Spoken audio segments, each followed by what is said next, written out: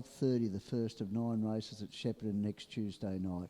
Green light goes on and stands out predominantly there. From barrier 2, pressing forward, Just Call Me Azza with David Aiken picking up the catch drive there. A little bit of trouble there. Aphrodisiac run into the sprint lane at the moment there, and there's a bit of clapping and banging going on here at the moment. So he's in a gallop now, Aphrodisiac. There's probably a little bit of a problem there, but working across while I was talking was You Betcha to take up the running from Just Call Me Azza, all shook up, relegated to 3 back the pegs from the pole position, getting through past most of the field there, or half the field, is a little bit of Henry T. In turn, Manchingo races third last.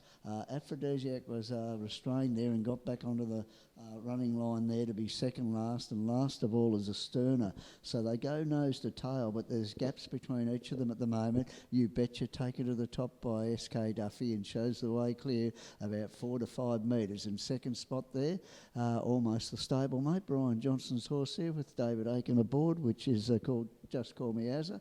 In turn, getting up onto their backs in third spot there, as just a bit of a problem there, dropping out there, a little bit of Henry T. There might be a gear problem there, because looks like Justin Tawney's pulled him up. I'll go back to the third horse there, which was all shook up, took his posse, and taken out of the event now is a little bit of Henry T. It's taken to the top of the track. Further back in the field there, Manchigo, these are all wandering around a little bit. Duff's looking for the better going up in front, keeping it honest there, and then Manchigo. Further back there, Aphrodisiac last of the main body with a Sterner last, and as I said, a little bit of Henry.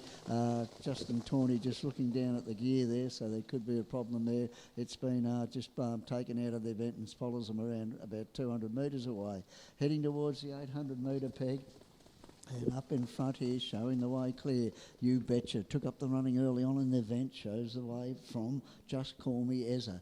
Poised to pants now, is all shook up and about to be done that. It's starting to put itself into the race and races up into second on the outside of Just Call Me Azza. About 8 metres away there, I suppose, is Manchigo with Aphrodisiac, then a Sterner, and the other one there, it's continuing on, but a long way back there, after being more or less pulled up out of the event, was a little bit of Henry T.